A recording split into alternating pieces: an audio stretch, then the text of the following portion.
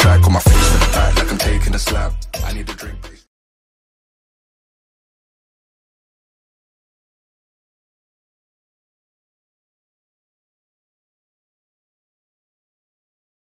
Okay, good day mga boss. Welcome back po sa aking munting YouTube channel. Kung ngayon pa lang kayo nakabisit dito sa channel ko, please paki-click naman yung subscribe button para sa mga susunod na videos natin ay ma-update din kayo.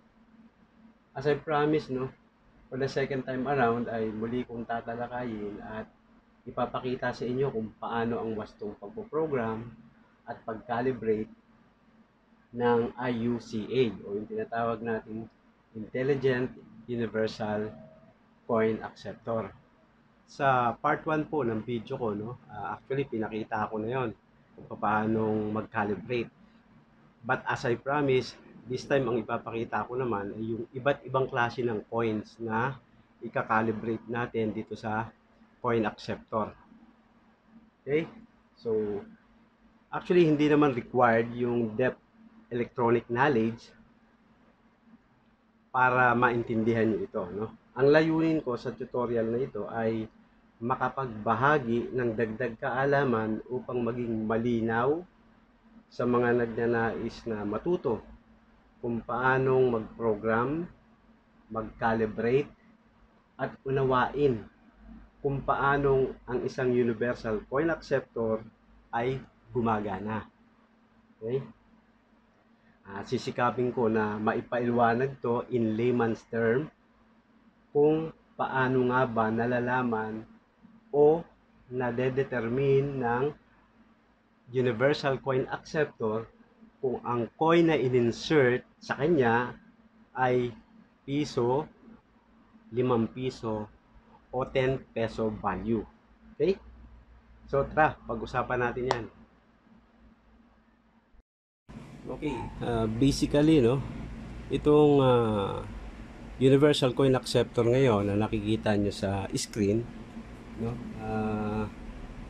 ito ay tinatawag natin o tinatawag na programmable electronic machine na meron tong kakayanan na tumanggap ng iba't ibang klase ng coins, no? Genuine man or arcade coins na tinatawag, basta't nakaprogram sa kanya at meron din tong kakayanan na mag-reject ng coins kung hindi naman nakaprogram sa kanya. Bagamat ang tool na ito, no, ang tool na ito ay walang physical eyes or mind, na maaaring makakita o makarecognize ng value ng coins. Gayunman, dahil sa technology ay mayroong kaparaanan upang mapalitaw na alam ng makina o ng machine na to ang amount ng coins na dadaan sa kanya sa pamamagitan ng tinatawag na pulse signal, kung saan ito ay pinoprocess, no, pinoprocess ng MCU o yung tinatawag na microcontroller unit during programming. Okay? Okay, moving forward. Nakikita ninyo ngayon, no, sa screen yung iba't ibang klase ng coins. Meron tayong mga lumang coins, may bagong coins, at yung present na mga coins na ginagamit natin. Ito yung mga luma, no, yung ginagamit nung araw. Ito naman yung 25 centavo coins, no, luma't bago, kasalukuyan natin ginagamit ito. We also have yung ito, yung piso, mga piso na ginagamit din natin ngayon, no. Ito naman, yung 10 peso na kasalukuyang ginagamit din natin, bago't luma. Okay. Ito naman yung 5 peso na bago at luma. Currently, ginagamit din natin yan. Okay. Maayusin lang natin. At ito naman, yung mga lumang coins natin ng araw. Ewan ko kung kilala niyo pa 'to, 50 centavos 'no, si Marcelo del Pilar. Tama ba? O, tama si Marcelo del Pilar, 'yan. Yan, puro Marcelo del Pilar 'yan, mga luma. I hope nakikita nyo. Okay? So, meron din tayong ito, lumang coins na piso. Yung likod nito, kalabaw. Ayan o. Okay? Yan. Meron din tayo yan. And, tapos, meron din tayong saan ba? Ito. Alam nyo to? O, LRT coins to. Ginagamit dati. At ito naman yung mga arcade coins. Gamit to sa Tom's World. Okay?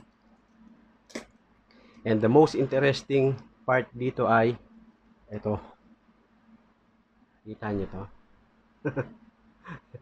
Ito ay tansa na intendedly kinat ko, no? Padadaanin natin yan dyan mamaya sa coin acceptor. At ito, butones. Okay? So, explain ko yan maya-maya.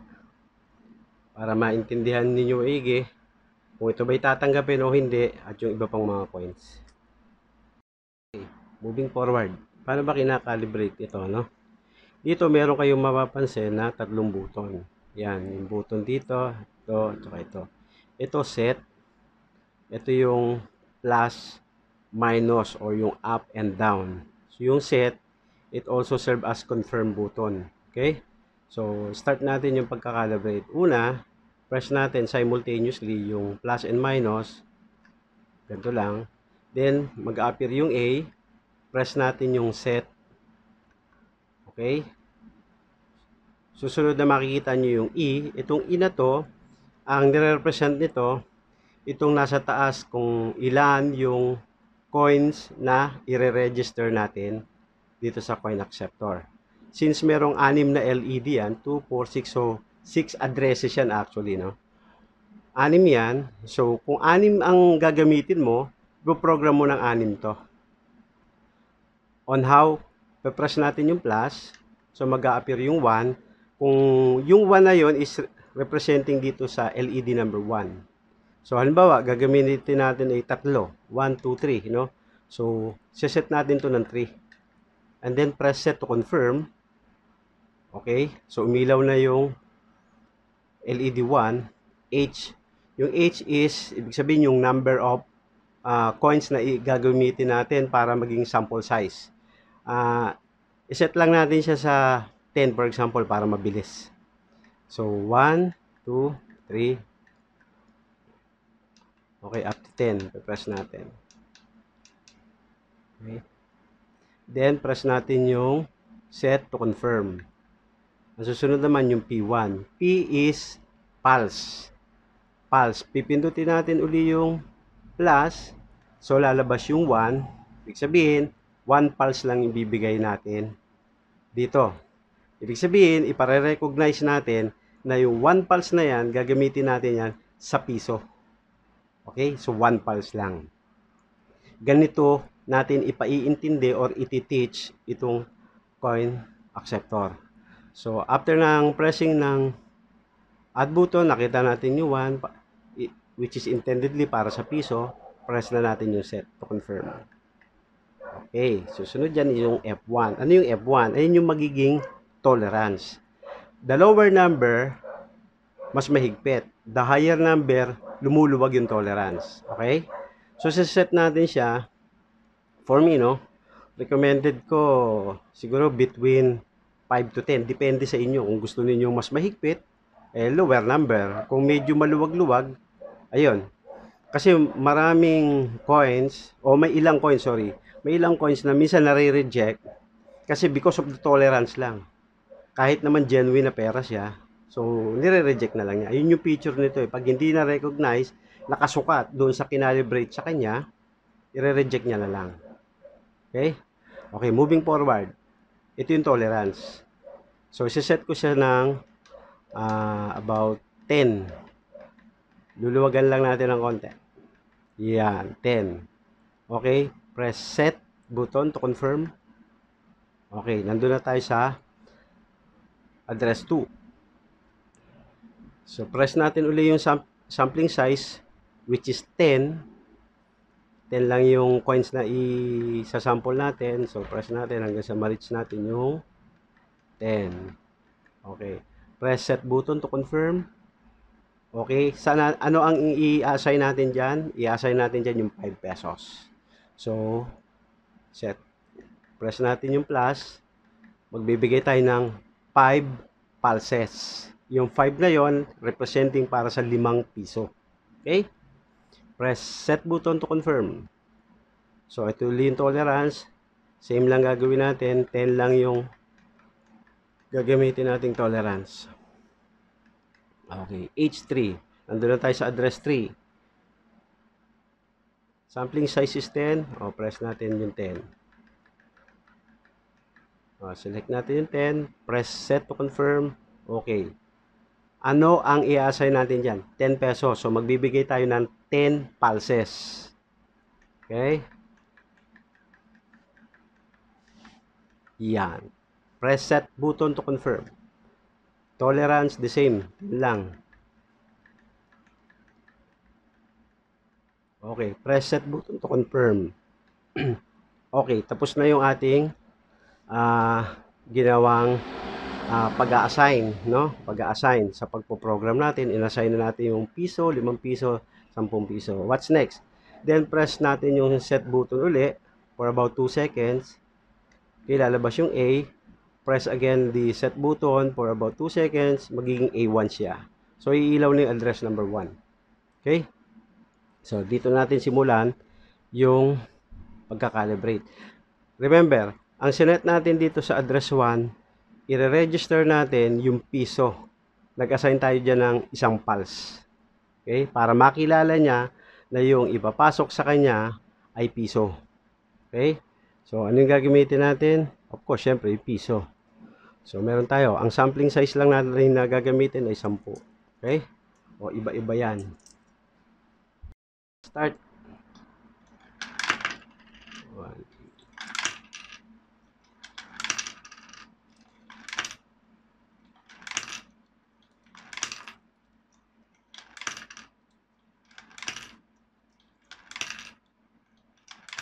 Okay, after natin ma-program siya, yung sampling size natin, lilipat na yung LED, no? Sa address 2, which is ang naka-register dyan, yung pang 5 piso. 5 pulses ang binigay natin dyan, or inassign natin. Representing for 5 pesos. So, ang gagamitin naman natin ngayon ay, of course, 5 pesos. Kakalibrate natin. Inassign natin dyan, lumat bago na. No, actually, same thing dito sa sa susunod pa natin sa 10 pesos. Okay? Ito bagong 5 piso, ito yung mga 5 piso. Okay, set natin.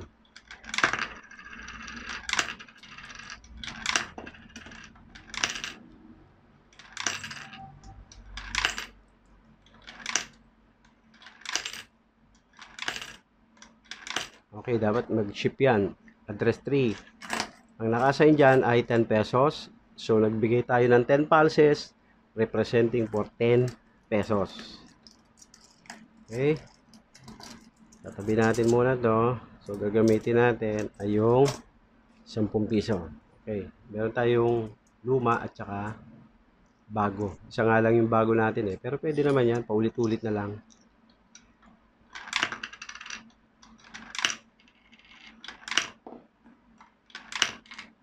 Okay.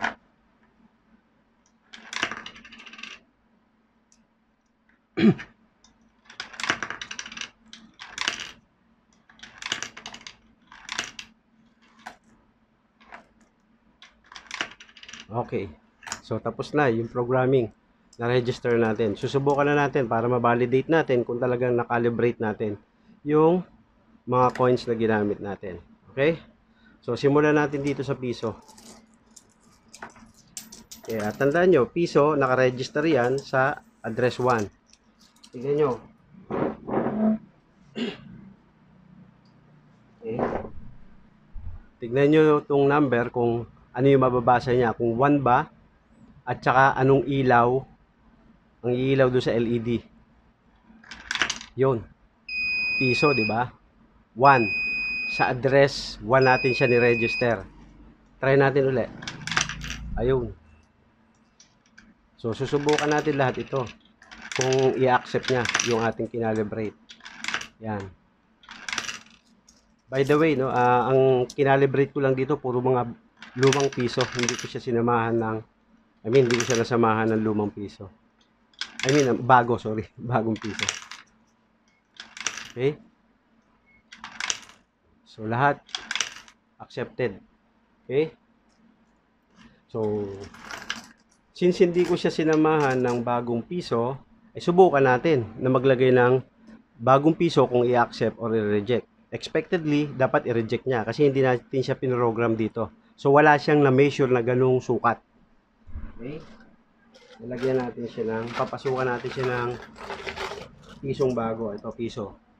Pisong bago. Ito, pisong bago. Okay? Subukan natin kahit dalawa lang. Ito. Ulit. Piso. Expectedly, dapat i-reject. Yun, reject. Hindi niya kilala eh. Yun. Ganun katalino to. Okay? So, hindi niya kilala. Ulitin natin. Validate natin. Wala, talaga nire-reject. Kasi hindi ko siya pinrogram. Okay? So, validated natin. Pag hindi naka-program, i-reject niya. At hindi siya magkakamali doon. Na-recognize kung isang pulse lang yun or piso yun. Okay? So, next is, bukan natin yung 5 pesos. Sa 5 pesos, sinamahan natin ng luma at bago yan. So, subukan muna natin sa luma. Yun. Lahat ng nilagay natin. Napapansin nyo, sa address 2, doon natin ni-register yung 5 piso. Yun din ang umiilaw at yung nakikita nyo sa LED display, 5 pulses ang binibigay niya. Ayan. Okay. So, lahat na-recognize. Successful at ito yung bago. Okay? So, lahat na-recognize kasi pinrogram natin yung luma at bago sa kanya. Okay? What's next? So, the next is yung 10 pesos. Subukan na natin itong 10 pesos. Subukan natin yung luma at bagong 10 piso. Luma. Okay? Nawala. So, mapansin nyo, address 3 ang umiilaw dahil doon natin sinet yung 10 piso. Yung 10 pulses.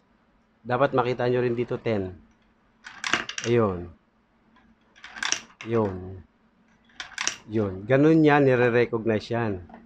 Okay? So, successful tayo na-program natin ng tama at na-calibrate din natin ang tama. Okay? So, ngayon, para ma-validate natin na kapag hindi talaga nakaprogram sa kanya, i-reject niya. Nag-sample na tayo kanina, yung bagong piso, hindi niya in-accept kasi hindi nakaprogram. So, subukan natin ito.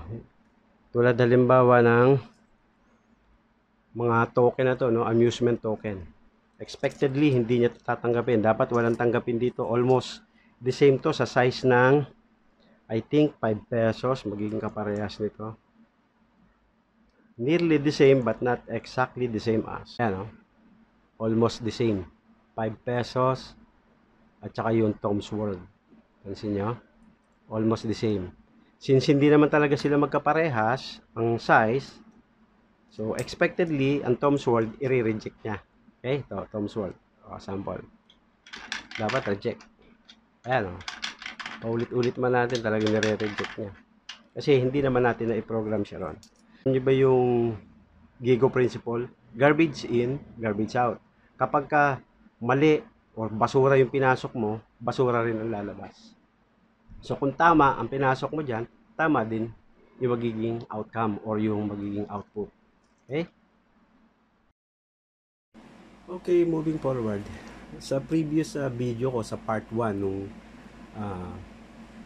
pagkakalibrate, no? Pertaining sa pagkakalibrate ng Universal Coin Acceptor, na-mention ko doon, no, na meron akong napanood sa YouTube na nag-demonstrate din, nag-present din kung paano mag-program at mag-calibrate nitong Universal Coin Acceptor. May ilan na nagsasabi na dapat daw ay tignan din yung years kung kailan ginawa yung coins. Okay? Meron naman ilan o meron naman nagsabi na nare-recognize daw or na lalaman ng coin acceptor kung magkano yung amount na yun through electromagnetism. Totoo nga ba yun? Okay? So kaya ako na inspired na gawin ulit ito para ipakita ko sa inyo or i-prove na yung ganong paniniwala is, I'm sorry to say, no, I am strongly disagree and I can disprove that. Okay? I can show you na hitism at hindi rin dahil sa years kung kailan ginawa yung coins para makilala or ma-recognize ng coin acceptor. On how, ito, bibigyan ko na kayo ng sample. Mag-start na tayo uli ng pagkakalibrate. Okay, kanina naipakita ko na sa inyo kung paano i-calibrate natin o pinrogram natin yung piso, 5 piso, 10 piso. This time papakita ko naman sa inyo para ma-prove ko sa inyo na yung ilang napanood ko sa YouTube ay hindi ako agree. I'm sorry to say but I am totally disagree. Okay? So, ito yun. Halimbawa, ito. Meron tayo ritong yan, katulad ito. Yung mga piso, 5 piso. Mga araw, kalabaw. Pwede ko itong palitawin na 5 piso kaya 10 piso. Okay? On how? O, ito. Panoorin nyo. Kakalibrate uli natin. Ipare-recognize ko to muna. No? Pare-recognize ko muna to as 5 piso. Huwag ng piso kasi piso to eh. So, gagawin natin siya 5 piso. Although, ang value nito ay piso. Okay? I'll show you. Okay, ulit. I-clear na lang natin para mabilis lang for sampling purposes lang naman to. No? For demonstration purposes, I mean. Press natin uli simultaneously yung minus and plus. Mag-a-appear yung A. Press natin yung set. Mag-a-appear yung E. Assign natin isa lang. Kasi yun lang naman gagamitin natin. Yung piso. So, 1 lang. Press yung set button to confirm. Okay, sampling. Gawin lang nating 5 para mabilis. Okay, 5. Press set button to confirm. Ito, yung P1 or yung pulse 1, gagawin nating 5 pulse. Okay? 1, 2, 3, 4, 5. So, ipare-recognize natin itong piso na luma, na hindi na natin ginagamit sa kasalukuyan. Pare-recognize natin siya as piso. So, para mapatunayan sa inyo na hindi dahil sa metal properties, na hindi dahil sa year, kundi yung pulse na ibibigay natin para ma-recognize ng coin acceptor na ito ay 5 piso para sa kanya. Okay? Press natin uli yung set button to confirm. So, yung tolerance, gawin natin uli na katulad kanina, 10 lang. Then, press set button to confirm. So, tapos na. Isa lang naman ang ginawa natin. Pinoprogram natin ito. So, kakalibrate na natin siya, no? Press natin uli ito. Long press tayo lang. Okay? Then, long press uli, about 2 seconds. Magiging A1 yan dapat. So, address 1. So, i-re-register natin ito dito sa address na to sa LED number 1. Okay? So, padaanin natin. 1, 2, 3, 4, 5. Okay, tapos na yung pagpo-program natin kasi isa lang naman. So, ngayon, para malaman natin kung ito ay na-program na-register na as 5 pesos, tignan nyo to. Itong LED display na to. Dapat 5 ang makita nyo sa address 1. Oops, sorry. Gumalaw yung camera natin. Ulit. Isa pa. See? Nakita nyo? 5 pesos. Yun sa address 1. Another 1. Still 5. Still 5. Kasi O, eto piso to eh. Eh, bakit na-recognize siya as 5? Kasi, yun ang pinrogram natin. Pulse ang pinag-uusapan dito. So, para makilala niya na yung ganitong itsura, o I mean, ganitong klaseng coins, pag dumaan sa kanya, sasabihin niya 5 pesos yan. Okay? It's not related sa electromagnetism or even the year. Hindi po totoo yun. Huh? Hindi ko alam kung saan nakuha yung ganung paniniwala. Okay? Tapos na natin yan. Bibigyan ko kayo ng another sample. Okay, in addition, ito.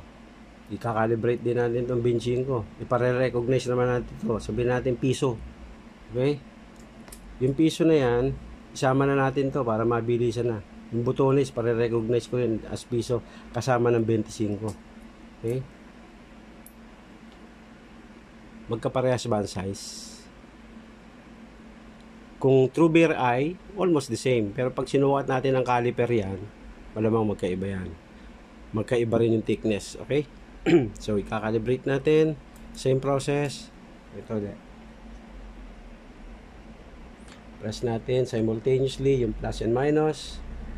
Press set button. Mag-appear yung E.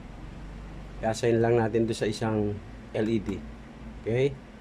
Yan, dyan lang. Press. Okay. Again, yung plus. Since dito natin in-assign yung sampling size, gawin lang nating 5. Sorry, atras. Gawin lang natin 5. Press set button to confirm. Gagawin natin siyang magkano? Piso. Okay. So, pulse 1 lang. Then, set button to confirm. Ang tolerance, sabihin na natin, set natin siya kahit 10. Okay. Press set button to confirm. Okay. Let us continue. Press again. Long press tayo. 2 seconds. Then again, 2 seconds. Nag-appear na A1. Pwede natin itong umpisahan ang pag calibrate. So, unahin na natin to. Tignan natin. Ayan, butones.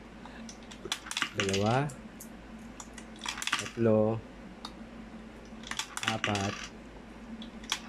5. Okay, tapos na. Try na natin kung i-accept niya. Unahin natin. Ito yung mga kinalibrate din naman natin. 5 piraso. Kasama na rito yung botones.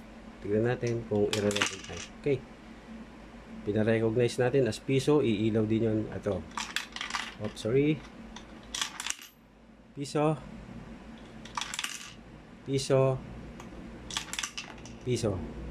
Ito last botones. Tignan natin kung i-recognize niya.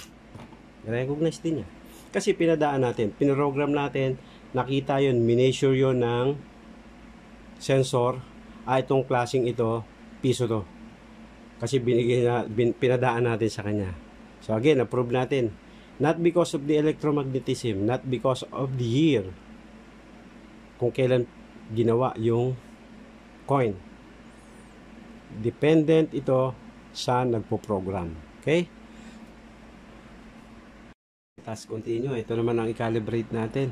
Ito namang LRT token. So, ipare-recognize ko ito sa ating coin acceptor as 20 naman. 20 peso value. Okay? Let's start. Calibrate natin.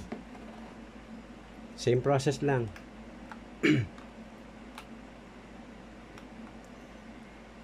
Sa isa lang rin natin, sa address lang natin siya A1 i-re-register. Okay? So, press set button to confirm. Sampling size, 5 lang.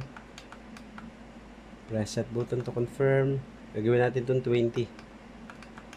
Okay? So, this time, gagawin naman natin siyang 20. Ayan ha. Para maiba-iba naman. So, 20 pulses ang ibibigay natin. Sampling, yung tolerance. Lagyan natin siya ng 10. Okay. Let us continue. Press set button for about 2 seconds. Set button again. Okay. Start na natin. Calibrate natin itong LRT token. Sampling size natin, 5 lang. For demo purposes lang naman.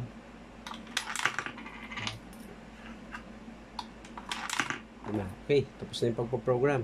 So observe nyo, ihulog natin tong LRT. Dapat makita nyo doon sa LED display is 20.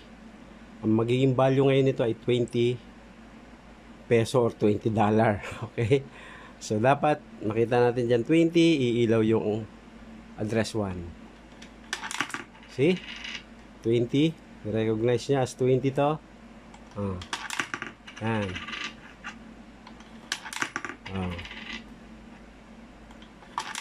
Okay, good. Tapos na. Na-validate natin na ito ay na-recognize niya as 20. Okay?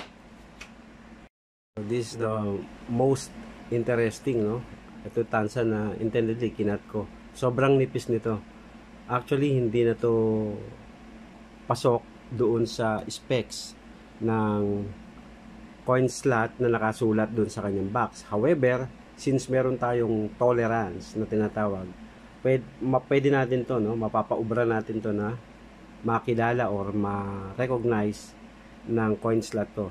Depende kung magkano ang amount na i-assign natin dito through pulses. Okay? So gagawin natin tong 10 pesos. Magkakalibrate tayo, okay? So on how, ito yan. Press natin yung plus minus simultaneously, and then press yung set button, yung E, yun yung sa address, no? Kung ilan yung ating gagamitin. Isa lang, kasi magsasample lang naman tayo. So, address 1 natin. Ito yun, press set button to confirm. Milaw na yung address 1. So, sampling size is 5. Gawin natin 5. Press set button to confirm. So, yung pulse na ibibigay natin is 10 para ma-recognize nyo to as 10 pesos. Okay. Tolerance. Luluwagan natin kasi sobrang nipis nito, no? Actually, luluwagan natin. Ang purpose lang nito is para maipakita ko sa inyo, regardless kung anumang material ito, pwedeng i-accept ng coin. Depende sa atin kung paano natin siya ipinoprogram. So, gagawin natin na siguro luluwagan ko na hanggang 12. Let's press set button to confirm. So, tapos na yung unang ano natin, unang pagpo-program. So i-assign natin to sa address 1. Press again yung set button. Ayan, dito natin i-register to. So pwede na tayo mag-start. 5 lang naman tong sampling size.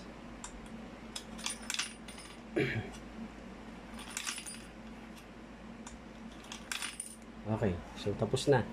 Papakilala natin ngayon. Tignan natin, i-validate natin kung ito nga ay mare-recognize niya as 10 peso. Tignan nyo LED display, iilaw yung address 1, dapat 10 peso ang i-display niya. Oops, sorry. See? Na-recognize niya. Try natin ulit. Medyo kaya niya nire-reject, no? Dahil maaring mahigpit pa rin yung 10 na nilagay natin. However, nare-recognize niya. Kita nyo? Kung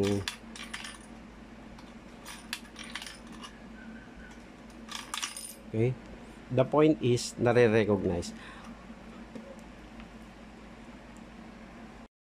Bottom line dito, no? Like what I've said, hindi dahil sa ito ay halimbawa, hindi dahil sa ang isang coin ay 10 piso, kaya niya na-recognize talaga na yun ay 10 piso. No. Sabi ko nga, pwede kong i-reverse yun eh. Yung 10 gagawin kong piso, at yung piso gagawin ko 10. O yung 5 gagawin kong piso, vice versa. Pwede yun. Nasa sa atin yun, tayo nagpo-program eh. Like what I've said kanina, no? Eh yun ngang arcade coins, wala namang value to eh. O tayo na magsiset talaga. Kung piso yan, 5 piso, 2 piso, 3 piso, 4 na piso, so forth and so on. Yun ang magiging value. Yun ang ginagawa ng electronic circuit na to. Yun ang nagiging trabaho ng MCU, microcontroller. pinoprocess sa kanya, pinoprogram, nire-register. After registration, after programming, after calibration, that's it. Okay? So, I wish may napulot kayo sa video ito, and I hope also na mayroong naliwanagan naman dito sa video natin. So again, thank you very much. Maraming pong salamat. At hanggang sa susunod na video. Bye-bye for now. God bless.